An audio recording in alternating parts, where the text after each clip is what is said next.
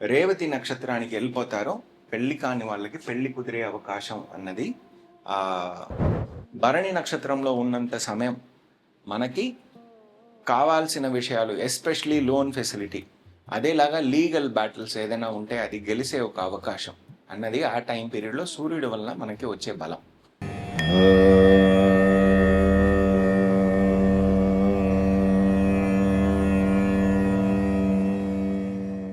ధన్యవాదాలు ప్రేక్షకులారా, మీరు ఇచ్చిన సపోర్ట్కి మా ఛానల్కి చాలా ధన్యవాదాలు. అదేలాగా మీరు సబ్స్క్రైబ్ చేయండి. మీకు కావాల్సిన విషయం ఏదైనా ఉంటే నా ద్వారా మీకు నేను చెప్పాలి అనుకుంటే, మీరు ఏ టాపిక్ కావాలి, దేని పరంగా మనం మాట్లాడాలి అనుకుంటే అవన్నీ మీరు కమెంట్స్లో రాయండి. దాని తగ్గట్టు మనం నెలలో ఆఖరి సండే దీనికోసం డెడికేటెడ్గా మనం చేస్తాం. అదేలాగా మీకు వేరే ఏదైనా టాపిక్స్ యాడ్ చేయాలి, ఈ ఛానల్ని మనం ఇంకా ఇంప్రూవ్ చేయాలి అనుకుంటే మీరు చెప్పండి, దాని తగ్గట్టు చేస్తాం. ధన్యవాదాలు. నమస్కారం ప్రేక్షకులారా, ఇప్పుడు మనం ఏప్రిల్ 15th నుంచి 15th మే వరకు చైత్ర మాస ఫలితాలు మనం చూస్తున్నాం. ఇప్పుడు ఆ వరుసలో మనం ఇప్పుడు గురువు ఒక రాశిలో మనకి ధనుర్రాశి మరియు మీనరాశి వాళ్ళకి ఎట్లా ఉంటుందని చూద్దాం. ఇప్పుడు ధనుర్రాశి అనగానే మూలా నక్షత్రం 4 పాదాలు, పూర్వాషాఢ నక్షత్రం మరియు ఉత్తరాషాఢ నక్షత్రం 1 పాదం. వీళ్ళ గురించి చూద్దాం.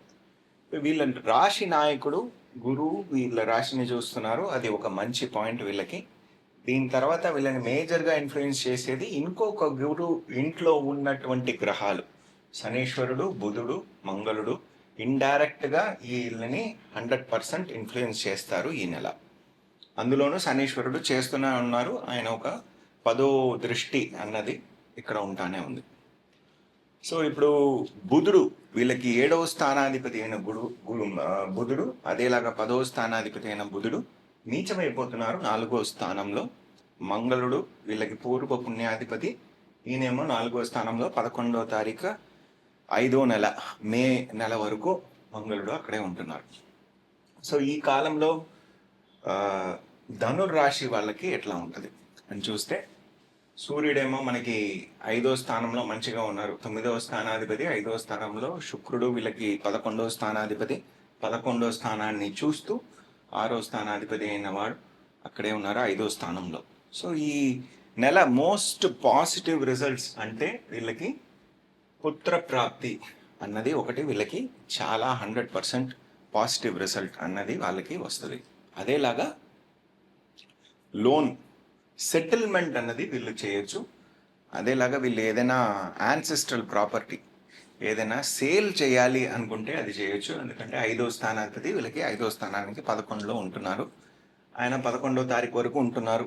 కాబట్టి మనకి ఆ టైం పీరియడ్లో అది యాన్సెస్ట్రల్ ప్రాపర్టీ ఏదైనా సేల్ చేయాలి అనుకుంటే చేయొచ్చు. ఇది మేజర్ విషయాలు. దాని తర్వాత మనం ఇన్ డీటెయిల్డ్గా చూద్దాం. బుధుడు వీళ్ళకి 7వ స్థానాధిపతి, 10వ స్థానాధిపతి. ఆయన ఏమో ఇక్కడ నీచమై ఉన్నారు, ఆయన 30వ తారీఖు ఏప్రిల్న 5వ స్థానానికి వెళ్ళిపోతారు. అంతవరకు ఉన్నంత సమయం, ఆయన ఉత్తరాషాఢ నక్షత్రంలో ఉన్నంత సమయం, అది మనకి 22 ఏప్రిల్ వరకు ఉత్తరాషాఢ నక్షత్రంలోనే ఉంటారు. ఉత్తరాషాఢ నక్షత్రంలో ఉన్నంత సమయం మనకి తులారాశి అనేది యాక్టివ్గా ఉంటుంది, వీళ్ళకి 11వ స్థానం అది. సో ఎవరెవరికి సెకండ్ మ్యారేజ్ అన్నది చూస్తున్నారో వాళ్ళకి ఈ టైం పీరియడ్లో అది కుదిరే అవకాశం అన్నది ఉంటుంది. ఎప్పుడు రేవతి నక్షత్రానికి వెళ్ళిపోతారో పెళ్లి కాని వాళ్ళకి పెళ్లి కుదిరే అవకాశం అన్నది బుధుడు వలన మనకు వచ్చే ఒక పాజిటివ్ రిజల్ట్ అన్నది మనం తెలుసుకోవచ్చు. అదేలాగా ఇదంతా మనకి 11వ తారీఖు లోపల జరిగితే అంతా చాలా బాగుంటుంది. దాని తర్వాత అయితే దట్ ఈస్ డిఫరెంట్, సరేనా.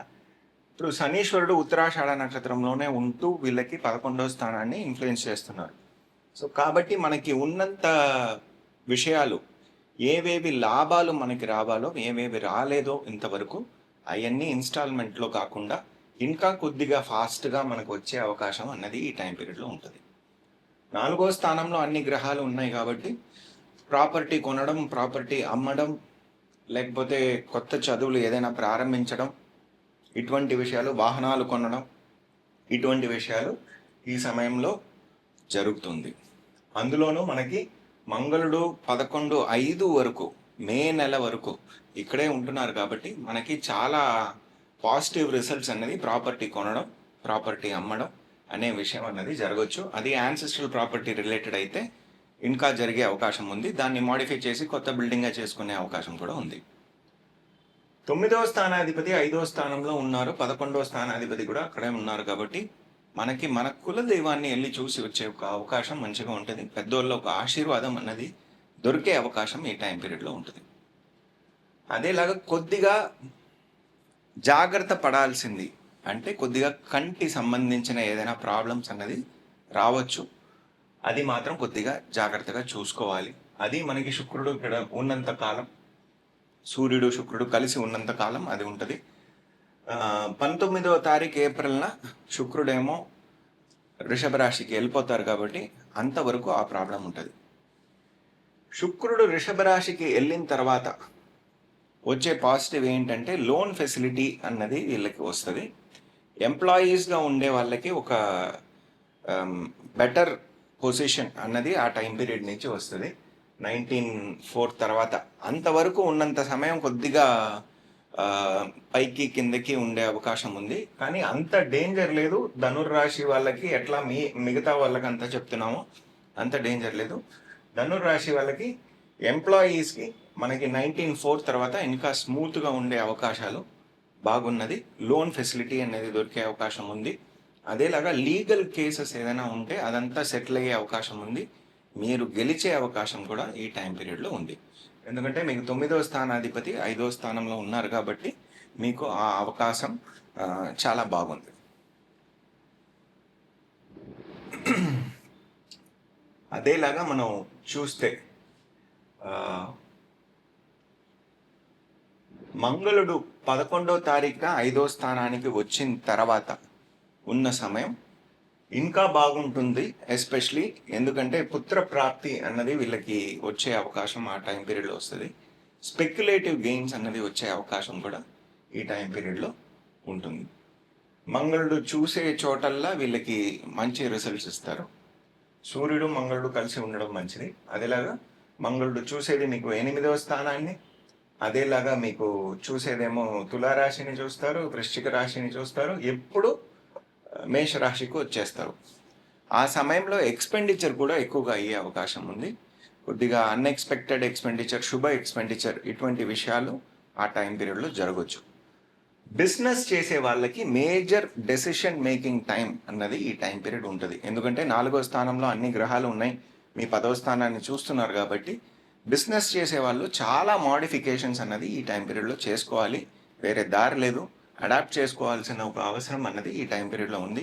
కొత్త పార్ట్నర్షిప్ అనేది రావచ్చు. అది కొద్దిగా లాంగ్ డైలాగ్గా వెళ్ళొచ్చు. ఒకే పాయింట్లో ఒకే పేజ్లో ఇద్దరు ఉంటే కానీ ఒక డీల్ అనేది సైన్ అవ్వదు. అది కొద్దిగా లాంగ్ డీల్ కావచ్చు. కానీ మంత్ ఎండ్కి మనకి ఎప్పుడు బుధుడు 5వ స్థానానికి వచ్చేస్తారో 30వ తారీఖున, 30 ఏప్రిల్న వచ్చిన తర్వాత ఆ డైలాగ్స్ అన్ని సెటిల్ అయ్యి ఒక అండర్స్టాండింగ్ వచ్చి కొత్త డీల్ అనేది సైన్ చేసే అవకాశం కూడా మీకు ఉన్నది. ఎంప్లాయీస్ బాగుంది, వీళ్ళకి బాగుంది. పిల్లలకి చాలా బాగుంది ఈ టైం పీరియడ్. ఎందుకంటే 5వ స్థానంలో సూర్యుడే ఉన్నాడు. వాళ్ళ హెల్త్ అంతా బెటర్ అయిపోతుంది. మెంటల్ హెల్త్ బాగుంటుంది, ఫిజికల్ హెల్త్ బాగుంటుంది. కొత్త విషయాలు చేస్తారు. అందులో అంతా ఒక గర్వపడే స్థితి అనేది పేరెంట్స్కి అన్నది వచ్చే అవకాశం ఈ టైం పీరియడ్లో ఉంది. కాషన్ అన్నది ఏంటంటే మీకు 3వ స్థానం మరియు 9వ స్థానంలో ఉన్నటువంటి కేతు, ఎస్పెషలీ అందులోనూ కేతు కూడా అంత ప్రాబ్లం లేదు. ఎందుకంటే సూర్యుడు ఫ్రీగా ఉన్నాడు. కాకపోతే 3వ స్థానం అయిన రాహు తన సారంలోనే ఉంటున్నారు శతభిషక్ నక్షత్రంలో. ఈ శతభిషక్ నక్షత్రంలో ఉన్నంత కాలం కొద్దిగా మెంటల్ అప్స్ అండ్ డౌన్స్ అన్నది ఉంటుంది. ధనుర్రాశి వాళ్ళకి చెప్పేది ఒకే ఒక విషయం, రెగ్యులర్గా విష్ణు సహస్రనామం కానీ, దుర్గా సహస్రనామం కానీ ఇటువంటి విషయాలు మీరు రెగ్యులర్గా చదువుతూ ఉండడం, జపాలు చేయడం, మంత్రాలు పాటించడం, ఇవన్నీ విషయాలు మీరు చేస్తే మీకు ఈ మెంటల్ స్ట్రెస్ అనేది తగ్గిపోతుంది. మంచి పాజిటివ్ రిజల్ట్స్ అనేది మీకు వస్తుంది. All the best. ధన్యవాదాలు. ఇప్పుడు మనం మీనరాశి వాళ్ళకి ఎట్లా ఉంటుంది అన్నది చూద్దాం. మీనరాశి అనేది మనకి కాలపురుషంలో 12వ స్థానం. అక్కడ ఇప్పుడు శనీశ్వరుడు ఉన్నాడు. అదేలాగా మంగళుడు ఉంటున్నారు, బుధుడు నీచమై అక్కడే ఉంటున్నారు. మీనరాశి అనగానే మనకి పూర్వ ప్రోష్ఠపద నక్షత్రం ఒక పాదం, ఉత్తర ప్రోష్ఠపద నక్షత్రం, రేవతి నక్షత్రం, ఇవన్నీ ఉన్నాయి. ఇప్పుడు మ్యాక్సిమం చూస్తే మనకి అన్ని గ్రహాలు ఉత్తర ప్రోష్ఠపద నక్షత్రంలోనే ఉంటున్నాయి. శనీశ్వరుడు కానీ, బుధుడు కానీ, మంగళుడు కానీ అందరూ ఉత్తర ప్రోష్ఠపద నక్షత్రంలో ప్రారంభంలో మనకి 15th ఏప్రిల్ స్థితికి చూస్తే అక్కడే ఉంటున్నారు. సో మ్యాక్సిమం ఇన్ఫ్లుయెన్స్ అన్నది మీకు 8వ స్థానంలో ఉంటుంది, తులారాశిలో ఉంటుంది.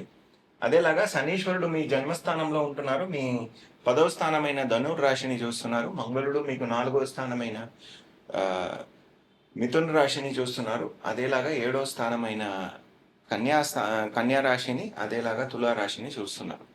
సో ఈ సమయంలో మనకి మ్యాక్సిమం యాక్టివ్ స్టేట్ ఇండైరెక్ట్గా అని చెప్తే మీకు తులారాశి. So indirect source of income అన్నది మీకు వచ్చే ఒక అవకాశం ఈ టైం పీరియడ్లో ఉంది. ఇన్సూరెన్స్ డబ్బులు ఏమేమి రాలేదో అవన్నీ వచ్చే అవకాశం ఉంది. ఇన్ని రోజుల నుంచి రాని డబ్బులు అవన్నీ మీకు వసూలయ్యే అవకాశం ఈ టైం పీరియడ్లో ఉంది. బుధుడు నీచం అయిపోతున్నారు మీ రాశిలో కాబట్టి మీ లైఫ్ పార్ట్నర్ ఒక ఆరోగ్యం కొద్దిగా మీరు జాగ్రత్తగా చూసుకోవాలి. మీ ఆరోగ్యం కూడా చూసుకోవాలి, ఎందుకంటే అన్ని గ్రహాలు ఒకే ఇంట్లో ఉంటున్నాయి. సరేనా? మీ 2వ స్థానంలో సూర్యుడు ఉచ్చ స్థాయిలో ఉన్నారు, శుక్రుడు కూడా ఉంటున్నారు. అది మనకి 19/4 వరకు శుక్రుడు 2వ స్థానంలోనే ఉంటున్నారు. సో ఈ సమయంలో మనకి ఇంట్లో ఒక మంచి ఒక అట్మాస్ఫియర్ అన్నది ఉంటుంది. అదేలాగా ఫండ్ ఫ్లో సిచ్యువేషన్ అనేది బెటర్ అయిపోతుంది. లోన్స్ ఏదైనా కావాలి మనకి రావట్లేదు అంటే ఈ టైం పీరియడ్లో వచ్చే అవకాశం ఉంది. లోన్ సిచ్యువేషన్, లోన్ అధిపతి మనకేమో సూర్యుడు, ఆయన 2వ స్థానంలో ధనస్థానంలో ధనప్రాప్తి స్థానంలో ఉన్నారు కాబట్టి అది మనకు వచ్చే అవకాశం ఈ టైం పీరియడ్లో ఉంది. అదేలాగా మనకి 19వ తారీఖు తర్వాత శుక్రుడు వలన అప్పుడు మనకి కొత్త ప్రయత్నాలు ఏదైనా చేస్తే మనకి సక్సెస్ అయ్యే అవకాశాలు ఆ శుక్రుడు బలం పొందినప్పుడు మనకు వచ్చే అవకాశం చాలా బాగుంది. అందులోనూ మనకి కృత్తికా నక్షత్రంలో శుక్రుడు ఉన్నంత కాలం 16/4 నుంచి 27/4 వరకు కృత్తికా నక్షత్రంలో శుక్రుడు ఉన్నంత కాలం మనకి బిజినెస్ ప్రోగ్రెస్ అన్నది, బిజినెస్లో మేజర్ మార్పులు అన్నది, చేంజెస్ అన్నది, ప్రోగ్రెస్ అన్నది ఆ టైం పీరియడ్లో ఉంటుంది. ఆయన రోహిణీ నక్షత్రానికి వెళ్ళిన తర్వాత మనకి స్పెక్యులేటివ్ గెయిన్స్ అన్నది వస్తుంది. పిల్లల వలన ఒక పాజిటివ్ రిజల్ట్ అన్నది మనకి వస్తుంది. అదేలాగా కొత్త ప్రయత్నాల వలన మనకి ఒక